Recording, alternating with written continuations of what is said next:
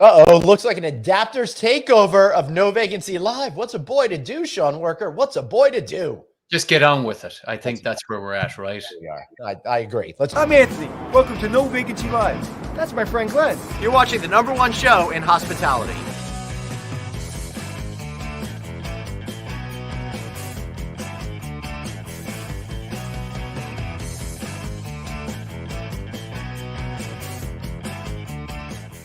Hey, everybody. Welcome to the new show. No Vacancy Live, episode 579 for today, February 7th, 2022. I'm joined by my Adapters buddy, Sean Worker. Sean, how are you doing, bro?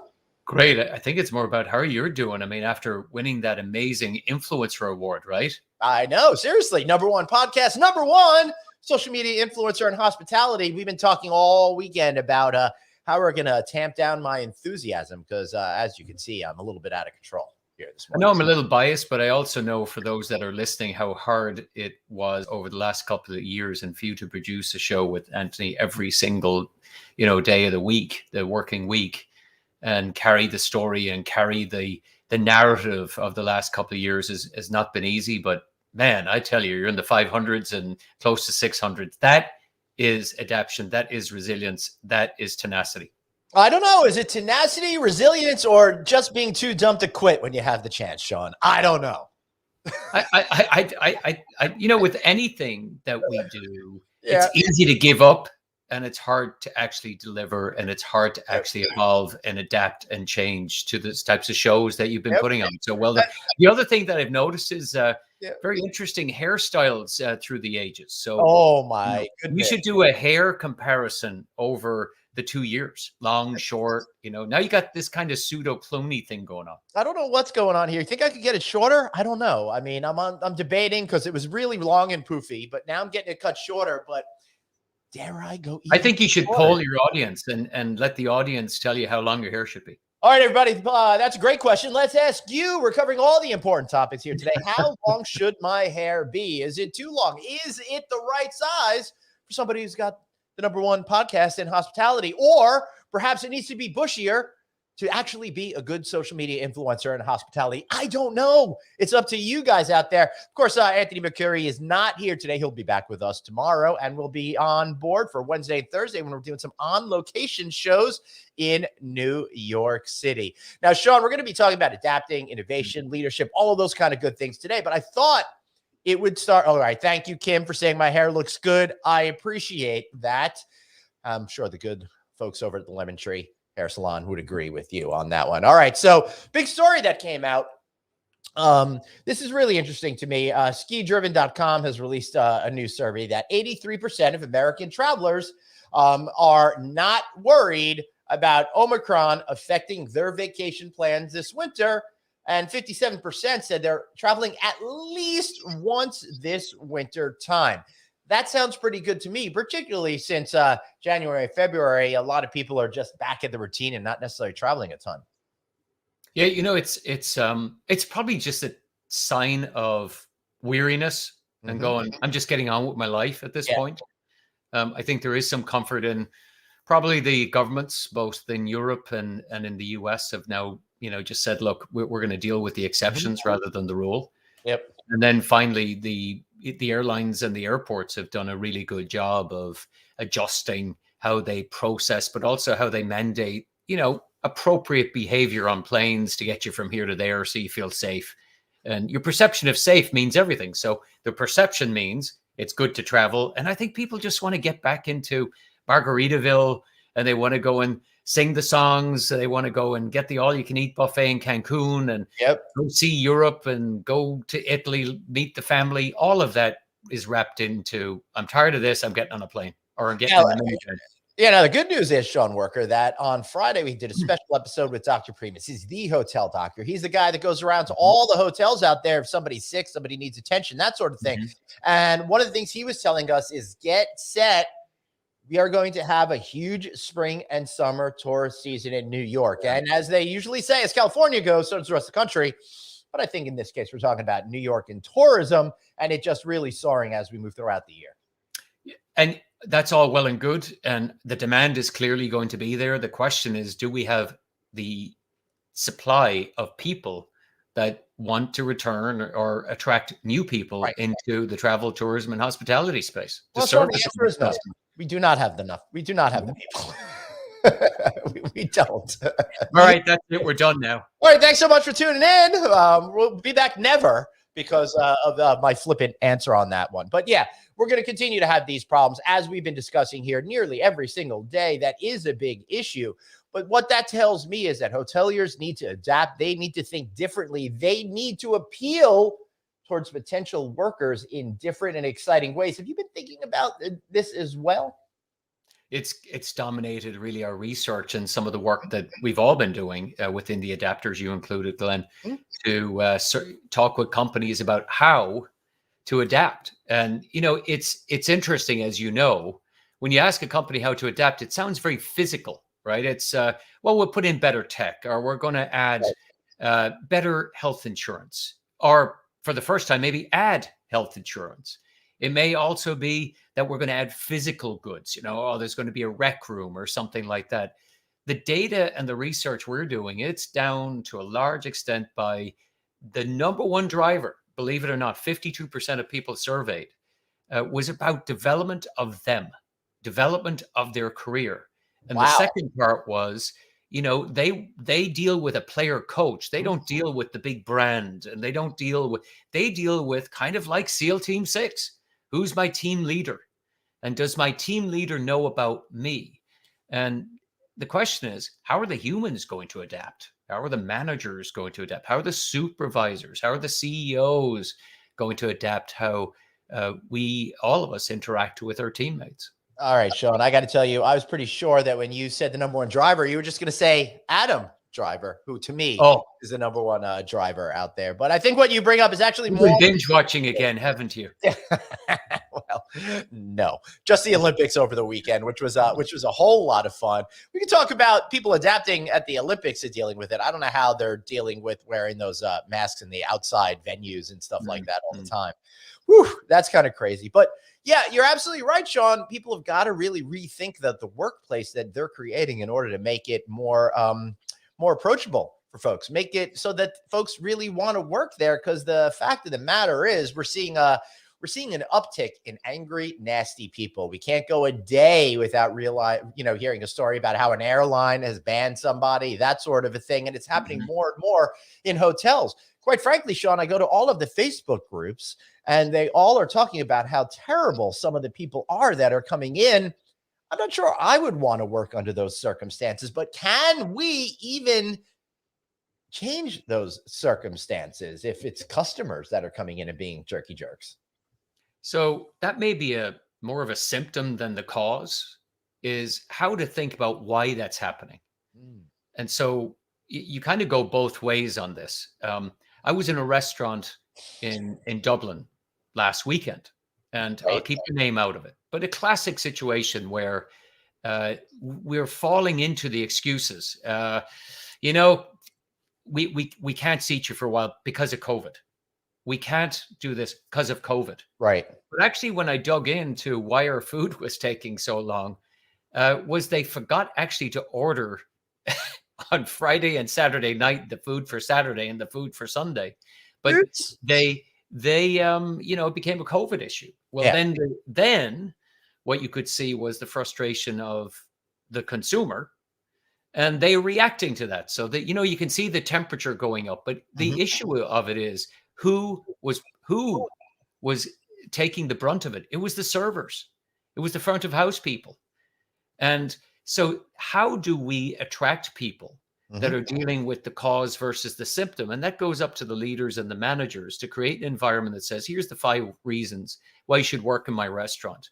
We're going to help you with how to communicate to maybe a rude person. We're going to help you get a manager to help immediately, not let the guest boil over. And then there should be backup. And I think it goes back to that research we found, that the development is about me. 52% said, tell me why I should work here. And it's beyond, free food for lunch. That's a given. What is the manager like? Does the manager understand their teammates intimately? And I mean in a respectful way, not the way that might be taken. Is that, do you know about their family? And do you really know that they're going to college 2 nights a week? And do you really know that they're doing 2 jobs right now? Or more importantly, I'm going to college. I'd love to work with you, but here's my schedule as opposed to here's your schedule. Right. And then you get into the conversation about how you enable that with tech. But the essence of it is all you have to do is ask yourself, like Etsy, right? Over COVID, a massive jump in people that were going out do their own thing. Right. That went into the tens of thousands of new people because Etsy went to their group that were their followers and their resellers and said, the number one thing that we need you to make, and this was 2 years ago, is masks. Yeah. Then a bunch of people started making masks because there was good data coming down the line. Yeah. And then after that, yeah, go ahead, Glenn. So I was going to say, so that's really an interesting factoid to me, Sean. It's not only with one of the stories that we've been talking about here is that people are feeling more empowered, if not now, then when type of strategy in their lives. But when they go to a site like XC to pursue their dreams, to create their own business where they will be creative, the one thing that they get then is that company giving them more ideas, helping them, kind of creating a circle to help them be more successful. So then the question is, what are people in restaurants, retail, and hospitality overall doing in order to create that virtuous circle for their employees? What are they doing to better people's lives? I don't know.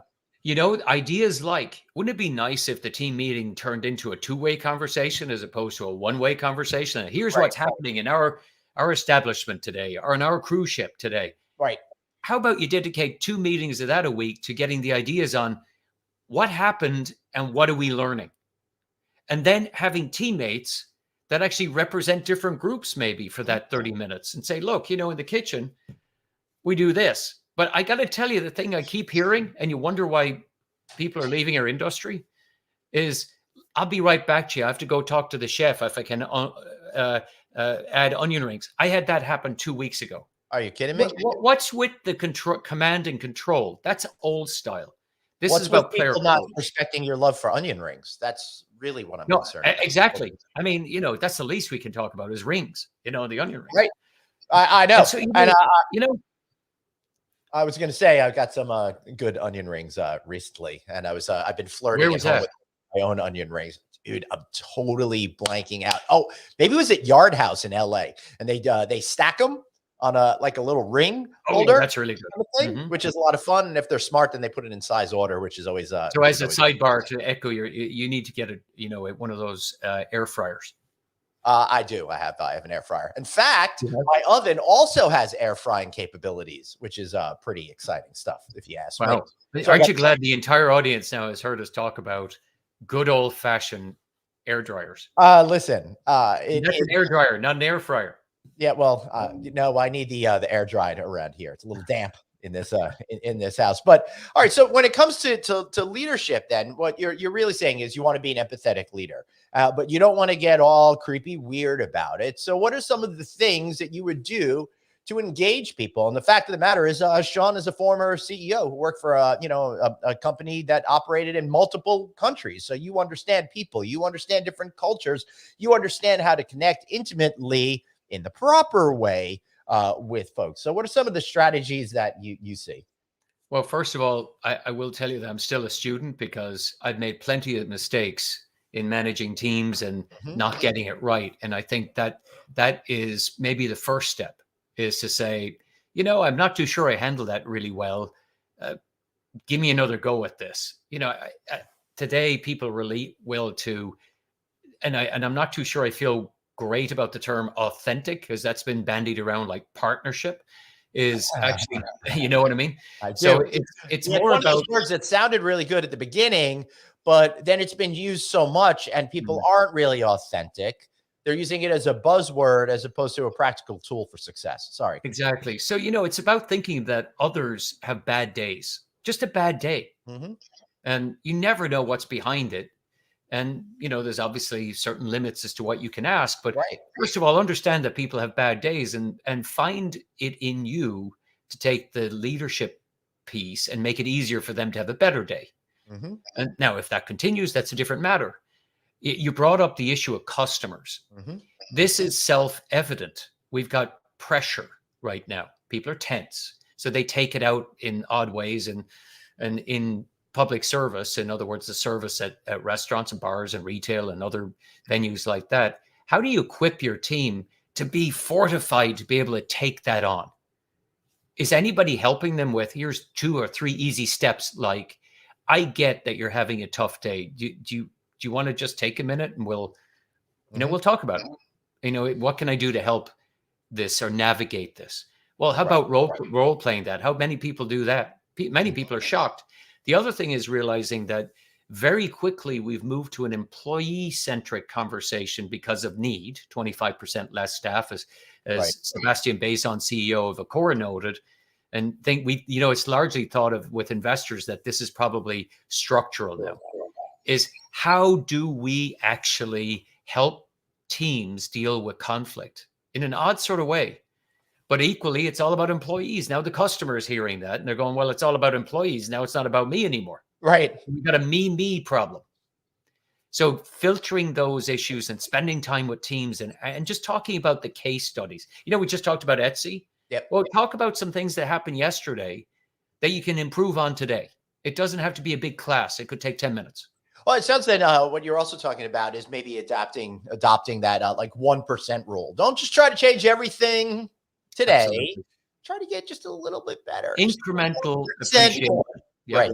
Right. My philosophy in life, and maybe this doesn't have to do with leadership skills, but just my philosophy in life in general is when you add a new element, don't add 10 different elements, add one thing, incorporate it into your life, get used to it, normalize it so it's no big deal and you don't have to think about it consciously anymore, and then add something else. And if you're in business and you're thinking about way to add to leadership and engagement and stuff like that, maybe you could start by just adding one thing at a time, testing it out, proofing it, and getting everybody inculcated into that way of thinking, and then add something else. Yeah, look, rapid fire, learn about your team, utilize the learnings every day. Like you said, the 1% incremental, understand that people have bad days. What you want to let each person know that you want them to develop. Now, It may be that you're going to college. Great. Let's work together and make sure you get the most out of college and you get the most out of work when we're here. And you never know, you might be hiring the next accountant for your business because they know the business 2 years down the road. So having that empathy and equally sharing that information up the line. Yep. Because we got to move away from this hierarchical to agile thinking about how to solve this problem, much as you do in tech. Yeah. You know what I like? Author and hotelier Charles Ryan Minton, who is here on No Vacancy Live, and I believe will be coming back to the show soon enough. He's got a book, Thanks for Coming In Today. And that's kind of what he says to all of the folks that are coming into work every single day. Instead of saying, hi, how are you? Thanks for coming in today. I think it's really sets the stage very nicely for how those folks are treated and appreciated. What do you think? If serving is below you, then leading is beyond you. Right.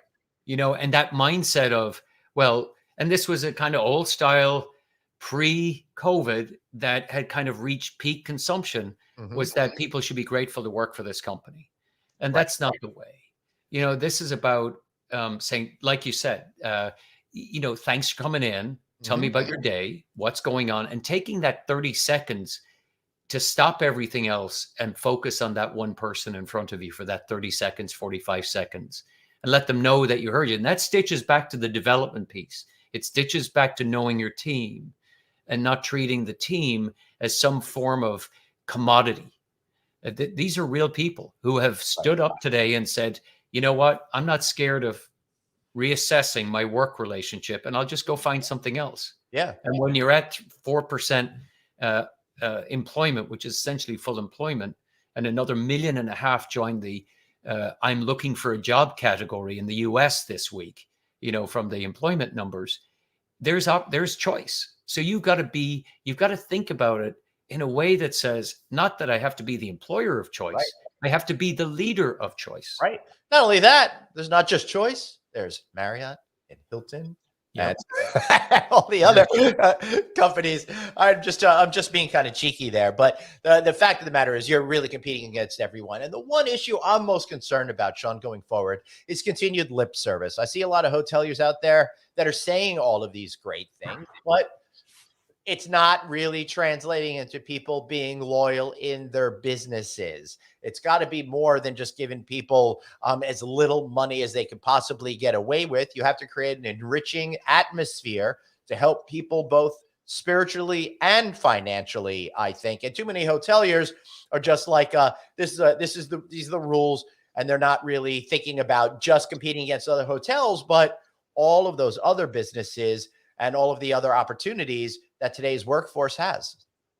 Yeah, it reminds me of a feature that Heather Long did at the Wall Street Journal, and did an in-depth interview to try and find out why, and a lot of research as to why, where and why are they moving. And it's true. It's not all about money. I mean, this was a piece she did a couple of weeks back regarding restaurant employees. And what was interesting was some actually quit their job 3 times over 6 months until they found the right fit for them. Right. It wasn't about being a line cook or a chef or a GM of a hotel. It was more about what's a good fit for me now. And not all went for more money. Some of them went for a little bit less, but what people have discovered is, I want a good fit. The other key issue is when you look at the customer side of the coin, is that the customer said, when I am going to go out, it needs to be good.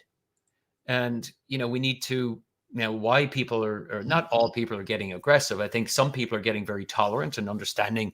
The headline is always the nasty customer. There's lots of customers out there actually understanding how difficult it is and giving everybody a little bit more, space to perform. Right. And third, again, symptoms and causes. Are you building something that is around curiosity? Why is it that my business is up or down? Not just jumping to conclusions. That sense of, how do you build community? And then on top of that is, how do you collaborate with others to make it work? Like, we haven't talked about tech enablement. No. And maybe that's something we could, And we will. We got plenty of time to talk about tech enablement, but I keep going back to what you're saying.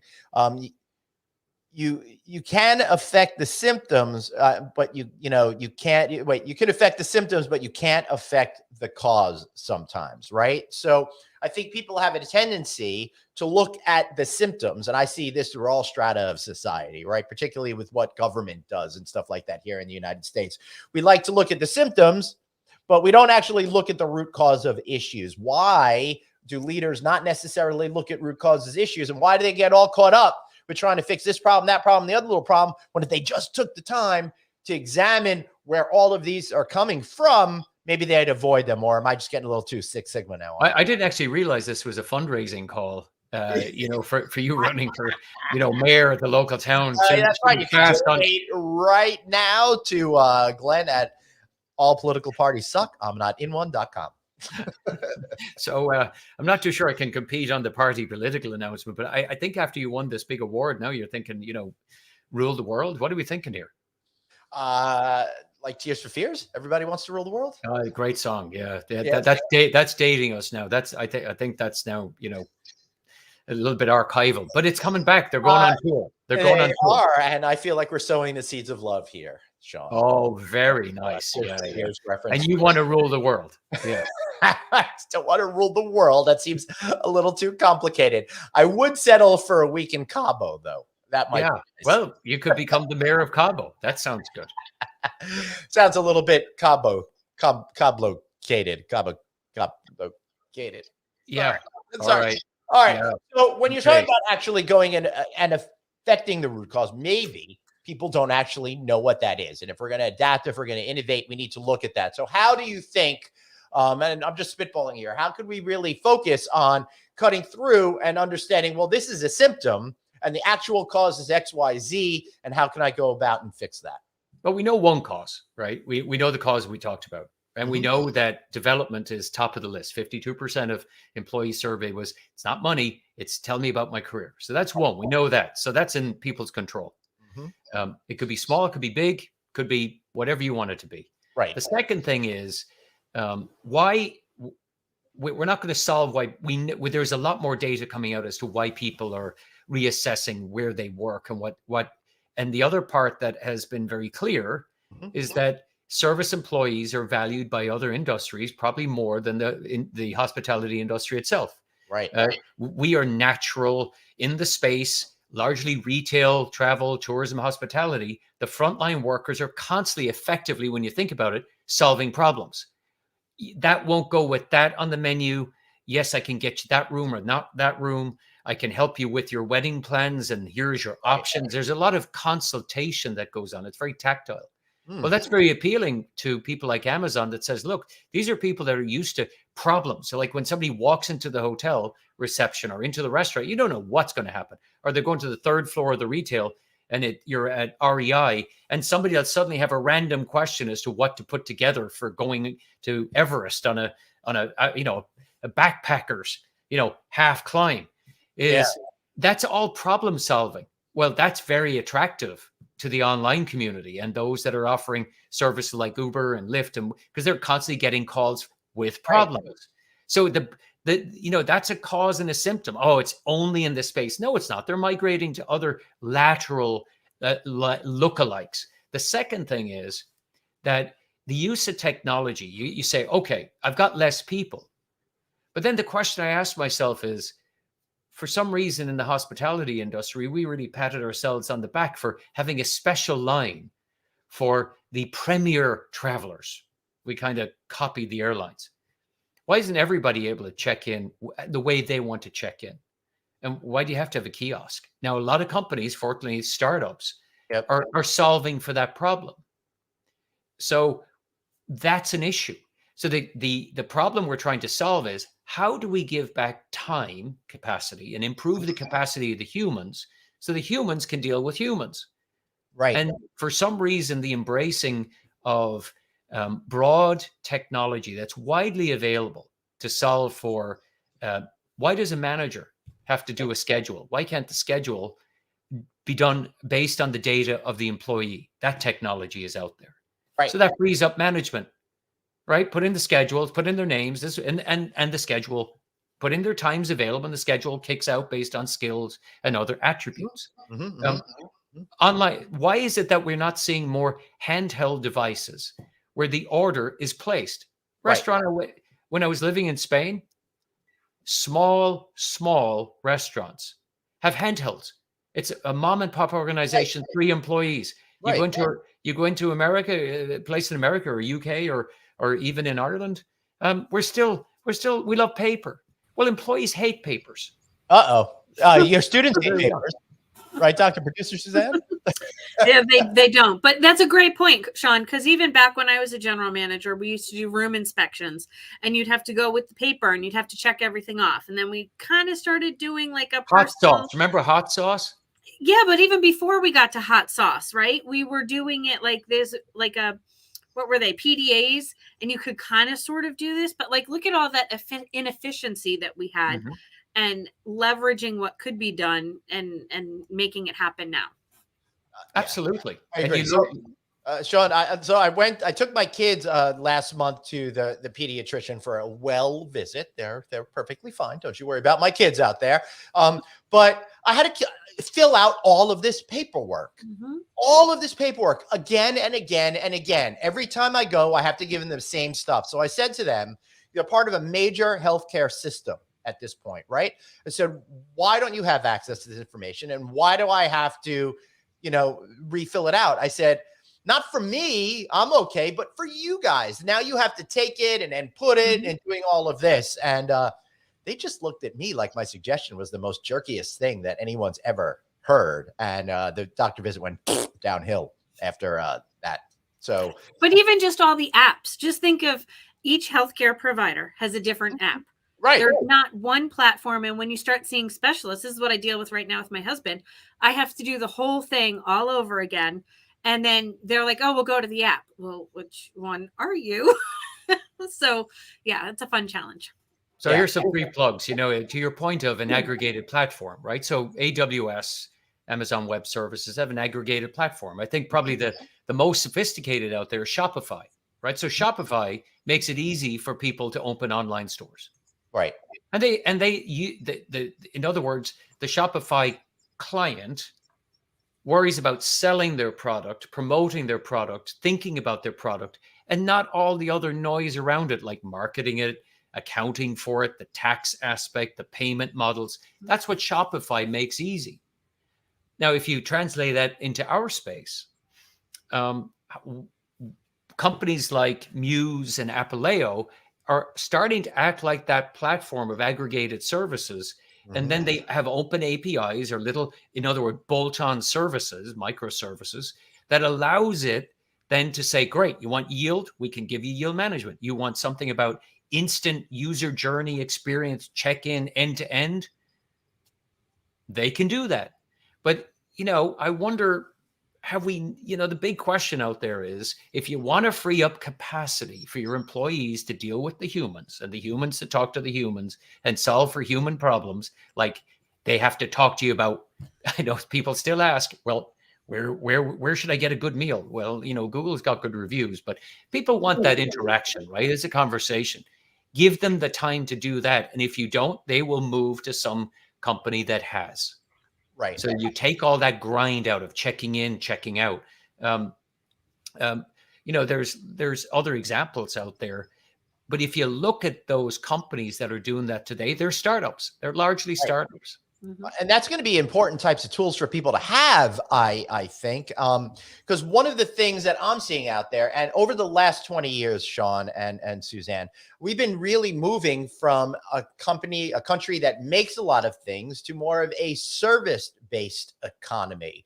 And I'm thinking that maybe now, just as the first time these thoughts are coming to my mind, the hospitality in general has been caught short by this. They're not necessarily used to all the competition. If somebody wanted to go into a hospitality type field, well, they went into restaurants or hotels. Now they seem to have almost limitless possibilities for where they could go and utilize that skill set. So for the first time in modern history, hoteliers are fighting against so many different sectors now that provide great service and competing for those same people, which is naturally pushing up the prices and creating a situation where hoteliers need to become more closely aligned with their goals of their employees out there.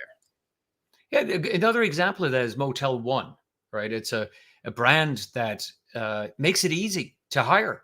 The employees don't deal with the folios. The employees don't deal with the issues associated around check-in, check-out. They get you in, and then everything else is, hey, you paid already. It's taken care of. And so one person can take care of the breakfast bar. They interact with the customers. Right. The human was freed up to talk to the humans. Right. And that's progressive. The rooms are very limited when it comes to the paper and all the things that Suzanne brought up about the maintenance is low, but the touch is high. But it's largely self-serve, but it doesn't feel like that. And so they are some of the opportunities out there for retail equally, where a lot like Pennies and others like that are moving to in-store and leasing, kind of what Best Buy did a while back. Yeah. So you kind of distribute the burden. Right. Distribute the burden. Yeah. And I are that. Mm-hmm. Yeah, go ahead. No, I didn't mean to interrupt you. Please continue. But that distribution of burden makes it then in-store and breaking it down into small teams. Right. And so now you got small teams within a big team, and they all kind of work together to say, look, I'm the Apple product specialist, or I'm the Microsoft specialist, or I'm the LG specialist. And how do you bring that into the fold? And finally, can we please get rid of, I got to go talk to the chef I because of my onion rings. I mean, let the server make the decision. Is it really going to crater the restaurant if they say, sure, we can do that? Or at least give them a list of, here's the things that you can make decisions on all of your own. Now, if we're a burger restaurant and they're asking for, can I have my turbot steamed? That's probably not possible. Right. Yes. But if a request is made within the traditional parameters of what that place should be offering, it shouldn't be an issue for you. In fact, it should be looked at as an opportunity to become a little bit closer and have more of that intimate connection with your customers. Absolutely. One thing I saw that was really cool, Sean, that I think is capturing this this excitement of doing things differently, but making it feel as it has always been, is at Resorts World Las Vegas. And I'm looking forward to going back there in a couple of weeks. It's quickly becoming one of my favorite resorts in the country. They've got a store there that's an offshoot of another store that they have there that's completely automated. So you could go in and get your drinks and your snacks and all of that kind of stuff and not have to interact with one person at all. Now, for me, under those particular circumstances, that's great customer service, because when you're at a lot of these Las Vegas resorts and you only want your one thing and you're stuck behind a whole lot of people, that's a friction point. Now you've gotten rid of having extra people working and eliminated a friction point for the customer. So that seems like a real win-win to me, Sean. And imagine that, and just stitching it back to where we spoke earlier, imagine that interaction with the team meeting, as you said, in the morning, right? Is imagine if we said, okay, where are the rub points yesterday? And let's make them 1% better today. Right. And then by the end of the month, maybe we've made 30 changes, small incremental changes. So, it's like eating a good meal or a bad meal. But either way, don't stuff it down the throat of everybody. Stuffing things down the throat. I made my first ever coq au vin last night. And how international of you. Did a bone get stuck? Did the chicken bone did you do chicken? We did do chicken. Yes. All right. There you go. Yeah, but I didn't get a bone stuck. Absolutely delicious. No. Getting out of my comfort zone and getting 1% better every day. But truthfully, Sean, that 1% theory is really, I think, something that people can have a lot of success in. So when it's quiet like that, when it's just a little bit, it kind of sneaks up on you. And then you look back and you go, oh, look at all these changes we made. And it feels like a little effort. So what maybe is a place or two you would recommend a general manager start to think about doing that and make his team a little bit happier while improving all their numbers? This is a minor tangent. All right. So go with me. Yeah, so go for it just came Most to me. tangents much more than minor. So you got I'm right like a pinball machine. So it is when we were writing the book, you might remember when we did the interview with Lexi Kajavi with Questex, and he said, "Crazy Bob in the corner questions everything." He kind of sounds pretty good right now. Right. Yeah. So go to the person that you think is, they're always saying that. They're always the one going, I don't know. We should have tried this. We should try that. Right. It might be Crazy Bob, or it might be Crazy Bobby, or it might be someone else. Right. Ask for the person. Look for the person that's kind of saying, have we thought about this? Or here's some alternative stuff. Like, we have an empty parking lot in the hotel. How about maybe we sublease it to food trucks? And, we kind of are the platform. And they come in with their variety of food, and we get a little piece of that. And in return, our guests get a lot of choice, and that's why they come back. I think that'd be really cool. Have a different food truck come every day, right? And wouldn't that be great? And if you've got multiple hotels in your system, all select service, without that dinner, they could rotate from place to place to place. I think that is a fun idea. So if I'm an inexperienced manager and I'm new to this job, how do I tell the difference between Crazy Bob and Clever Bob? Well, one might be shaking inadvertently, and intermittently in the corner. That may be a signal, but that's Parkinson's Paul. Sorry. Well, that's a tough condition, so we'll leave that alone. But it is about having a chat with the person that is the naysayer and understanding if they've, let them articulate what their solution is. Right? There's a difference between whining and coming up with a solution. So hypothetically, somebody says, you know what, I'm tired of cleaning 14 rooms a day. There's a better way to do this, Okay. What is how? It? Right. And how, and not how, and pause. Yep.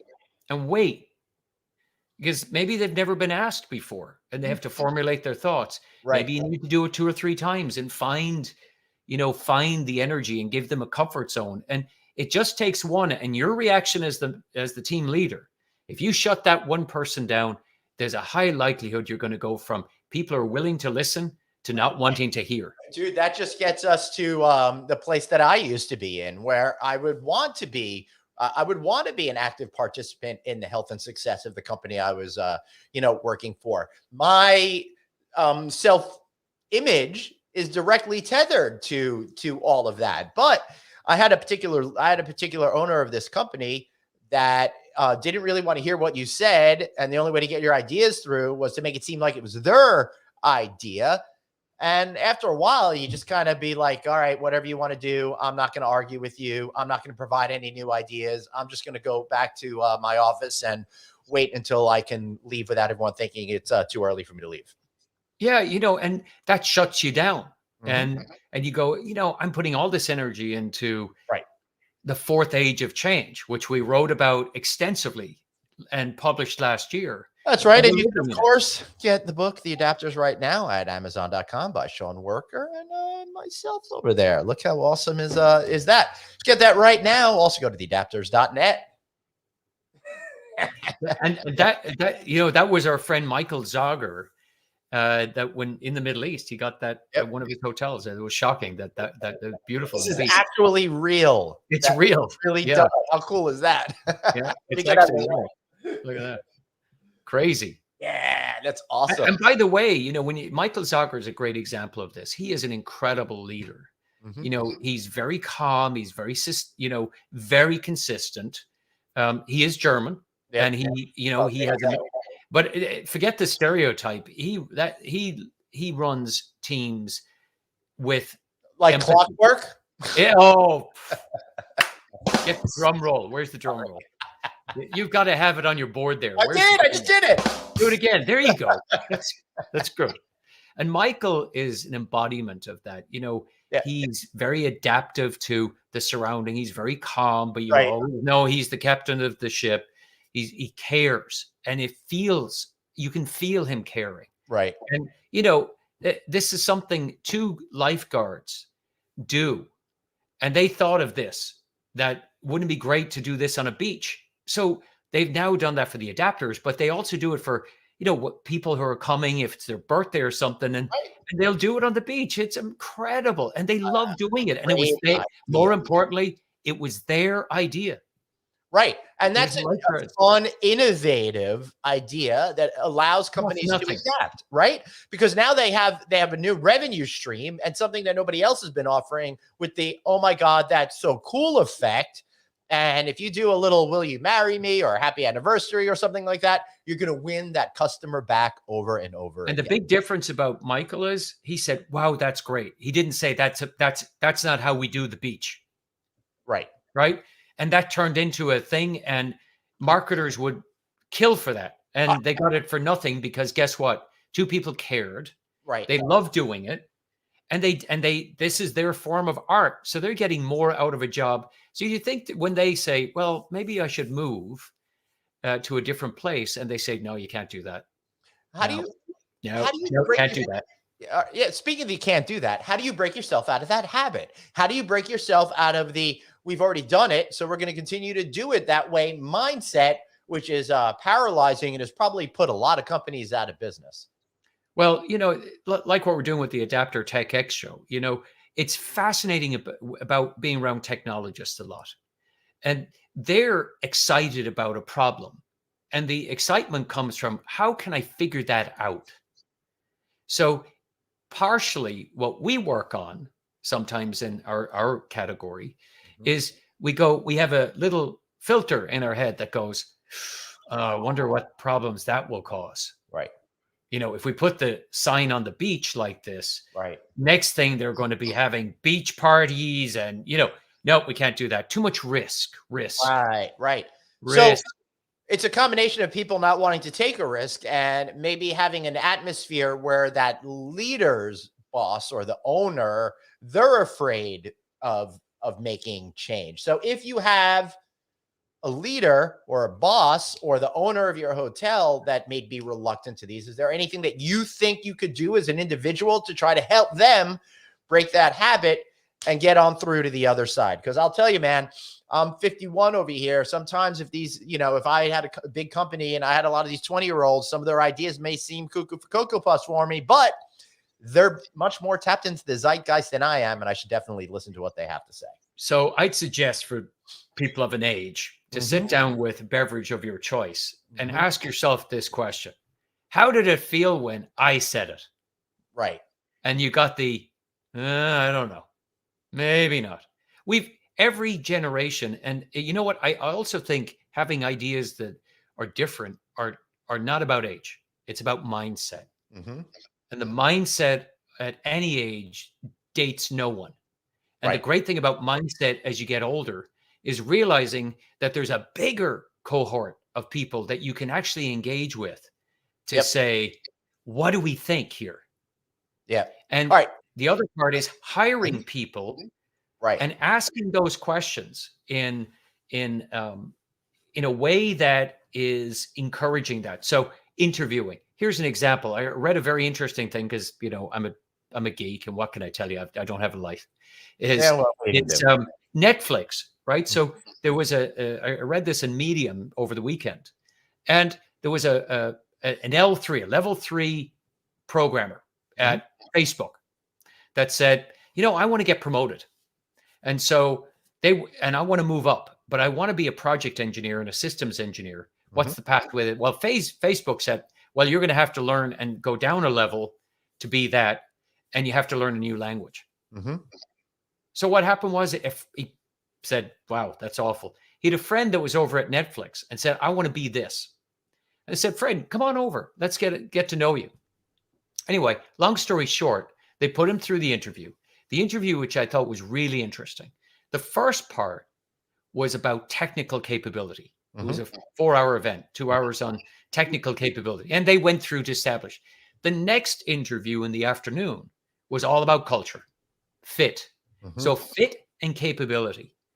If we just broke it down into sets of questions to establish if you got the skills, and then you move on to whether you'll be a good fit culturally. And Netflix is all about, you know, performance, and it's, you know, it's an unusual culture. But the backside of it is they reward innovation. And that's what they were hunting for in the fit piece. Can you take what you've learned and transpose that into, here's an idea? Right. They signal to that person that we want ideas. Okay. So what if you by the way, got hired. So now, so salary. Now I'm hired and I've got all these great ideas, but what if my ideas aren't that great within this context? How do you as a leader keep encouraging me, even though you're not going to enact my ideas because they're either dumb or lack a particular piece of insight that I wasn't aware, or just not feasible? Well, that goes back to the hiring. If you haven't established that when you hire somebody, you can tell if it's either good crazy Bob in the corner or just crazy Bob. So you can have that conversation. So it's about framing questions. Like if I said to you, Glenn, you know, why did you start No Vacancy News and the other brands, and why did you do that? That's me returning. That's me switching chairs on you now. Yeah. Why did I do that? Because I saw an opportunity in the market and I didn't think anyone else could fill it. So why not me? So one of the things that we forget about why is we've talked about this many times in the other work that we're doing and consulting and all the other stuff we're doing for businesses, is that the why as a kid is it's expected. You know, why is the sky blue? Why do I have to eat that? Why do I have to put pants on? Which is probably a good question. And so, especially over COVID. Well, I've learned you don't have to put on pants. So you put on sweats. Yes. They're on right now. Oh, good. So this whole why thing, but then when you turn into an adult, it's a critical, you know, it's a criticism. Well, and a judgment. Why did you do that? So how do we encourage 5 whys? Asking, okay, why did you leave? Why your business start? Why no vacancy? Why did you think about the business in a different way, that you felt there was a gap in the market? Why is it that you were successful? Not why, my God, I can't believe you're successful, but tell us why you were successful, and so on and so forth. Or why did you deal with people to deal, you know, why do you bring on guests that you do? You know, so, you know, all of this. Usually they're good, but some days like today, you just wonder, you know? Yeah, I know. I wouldn't bring me on. I mean, this is true. But, you know, you have a why And you have I mean, I've heard you, in your public speaking talk about curiosity. You love that word. And Yep. so if you are genuine about your curiosity, be it about solving for tech, be it solving for check-in processes, or why people are leaving, or why I need to hire people in a different way, or why I need to change, asking that basic question and allowing it to be aired, and that you're open to listening, right? If you're not willing to serve, how can you ever expect to be a leader? It's beyond. That's right. That's right. So I think what we've learned today is you need to be fundamentally curious, not be afraid to change, to try new things, but don't go absolutely insane and try to change everything at once. Do small incremental steps in order to be able to engage people and give folks the opportunity to work the way that they want to work, with the challenges that are right for them, with added flexibility and, of course, good pay to back that all up. Any final thoughts, Sean, before we wrap up for the day? I'm just overwhelmed to be in your presence as the number one, commentator in the hospitality space. So, I think a lot of people appreciate that. I've been around you now a fair amount of time, and you guys work really hard at it, and it's a credit to you.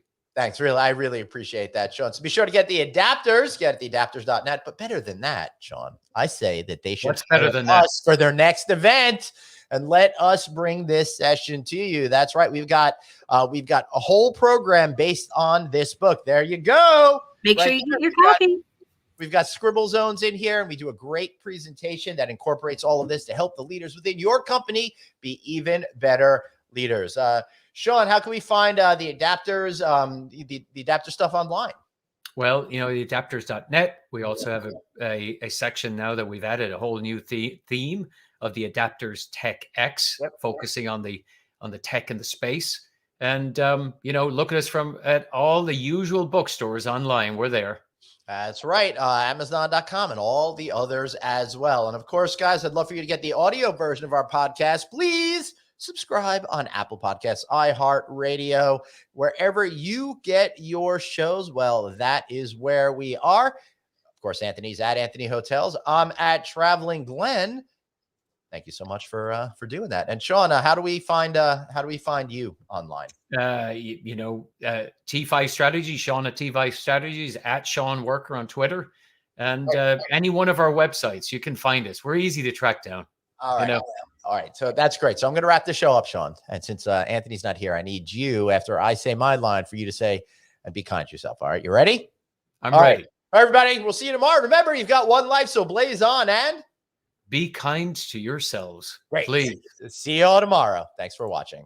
And you, Sean, you're not allowed